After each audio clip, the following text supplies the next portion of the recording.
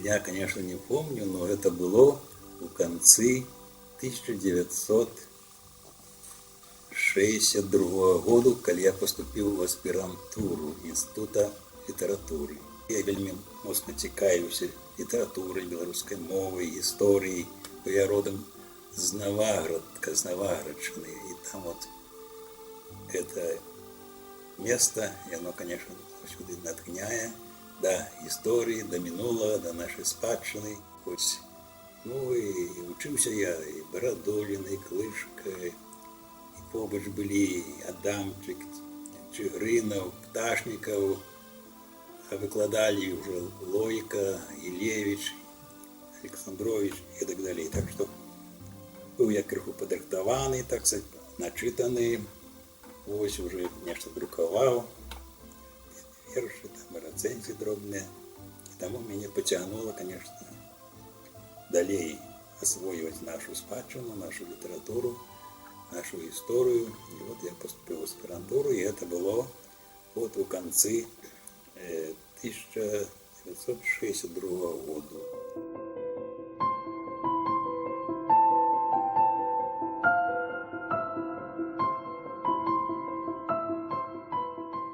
Что я помню? Так это то, что я как бы принимал удел в формировании отдела редкой книги. Тогда первая загадчица отдела редкой книги была такое прозвище Забралевич, женщина Забралевич. Я не ведаю, насколько она имела специальную эдукацию, но вельми такая гарная, патриотичная книголюбка. И мы, я помню, несколько раз на вот ходили с ею, кто-то еще третий был, здесь у подвале библиотеки Урадовой. И там, магчыма, яшчэ засталіся, калі пасля вайны часткі фондаў, якія з Беларусі вывезлі, ось, і вярталіся, яны просто не мелі часу, магчымасці разабраць, і яны запрасілі, ведаючы, што тут у нас новы пабудаваны корпус і бібліятэка навуковая. І вось мы выбіралі там розную літаратуру па філалогіі, па гісторыі, па мастацтвазнаўству, гуманітарного типу, переважно. Вот я помогал. Там были выдания и дореволюционные, вот такие, и отчески, может быть, и разные на польской мове. Вот, и так и несколько разов, я помню, вот, миновито, да, вот, отделы редкой книги формировали вот, фонды. И после, конечно, уже мы весь час трымаліся этой библиотеки. Многие писали диссертации, плановые темы, приходили сюда и працавали, заказывали литературу, поскольку тогда не было этой техники, ни интернета, ось, и тому та литература, часописы, газеты, книги, ось, користались ими вельми широко.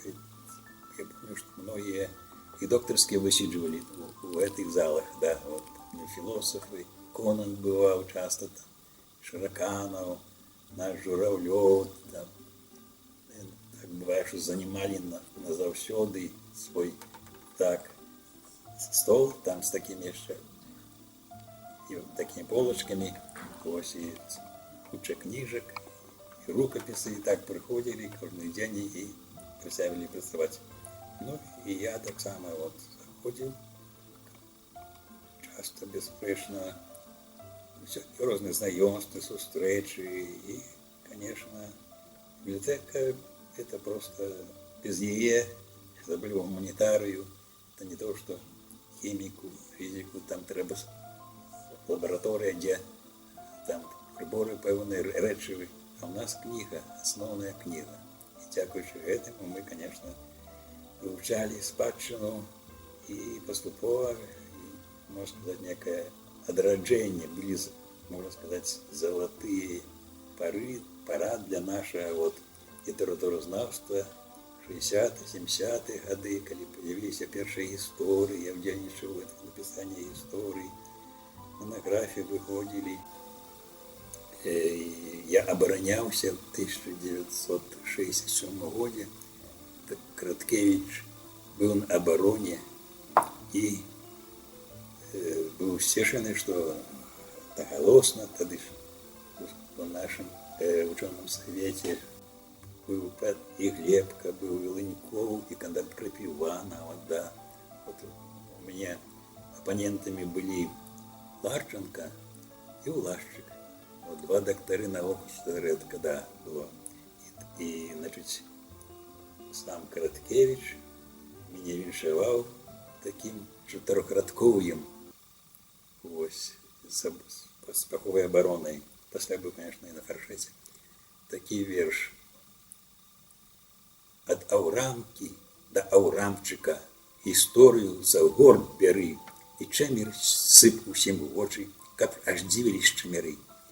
А там быў Міско і Іван Чыгрын. Шчамяроў, это каля Слоніма такое сяло. Ось. Мяне захаваўся гэты аўтограф з яго таким вышиванием, эпиграммой такой. Был где-то вот тут покойчик, специально треба было просить, как дирекция написала специальный дозвол, просьбу, дозвол користаться таким-то литературой по такой-то теме. Да, были фонды закрытые, там лежали и книжки Горецка, и особливо Ластовская история белорусской книги, там и Крывич, и многие, якія пасля былі уже открытые. Я вот працягваю цяпер, апошнія гады я паступова перарэджваю свою бібліятэку асабістую, якая ў мяне дома.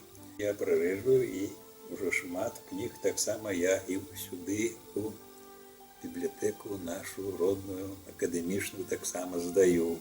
Поступова, ось так пополняю. И вот теперь так само вот я принес вот частку книг разного характеру. Я думаю, что некоторые из них, магчыма, вот и магчыма, и нема у фонде. Ось, а некоторые с автографами. Тогда яны тут сапраўды делали этой книги. Как что будут.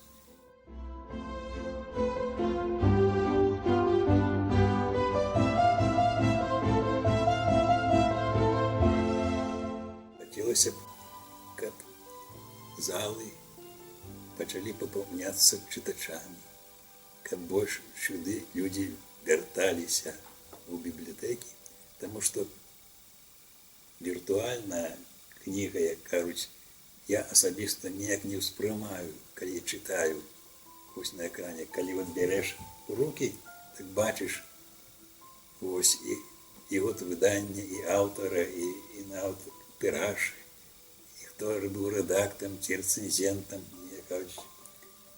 як яна выглядае, якія ілюстрацыі, чым пахне, якой фарбай. Вот. Книга это цуд в пэўным сэнсе, потому что нема такой машины, дзякуючы якой мы могли б у мінулае з'ездзіць. А праз книгу мы можем. Это дзякуючы ёй мы можем читать думки. Ось написал Скарына. Вот его думки, вот его стиль, вот его мова.